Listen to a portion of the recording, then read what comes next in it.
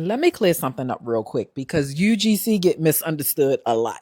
Making money with UGC is not about having a large following. It's not even about having viral videos. I learned all of this after I left my bakery and closed it down and went into UGC and TikTok shop full time. When I owned my bakery, I thought the hardest part was going to be actually baking, but it's not. It's about learning how to sell, how to communicate value, and how to price my work correctly.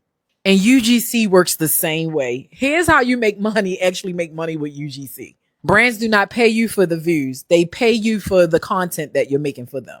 They want videos for their ads, for their websites, for social proof, and you knowing how to properly know how to speak about their product.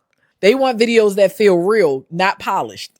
So that's it. You're not hired to be an influencer. You're hired to create the content.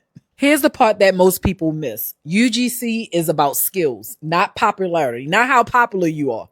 Can you explain a product correctly? Can you make it feel relatable? Can you speak naturally on camera? Can you follow the brief that they're going to send to you that they need you to follow? If yes, then you're already qualified.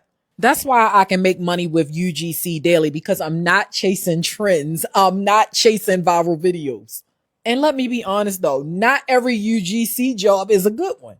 Look at it this way. If a brand wants 20 videos, they want daily posted, they want unlimited usage, and they only want to pay you $300 total, that is not an opportunity. That is a red flag. Run. UGC works best when you treat it as a business, not you doing it as a favor to another brand. UGC didn't just change my daggone income. It protected my peace. It changed the way that I price, and it definitely changed the way that I work.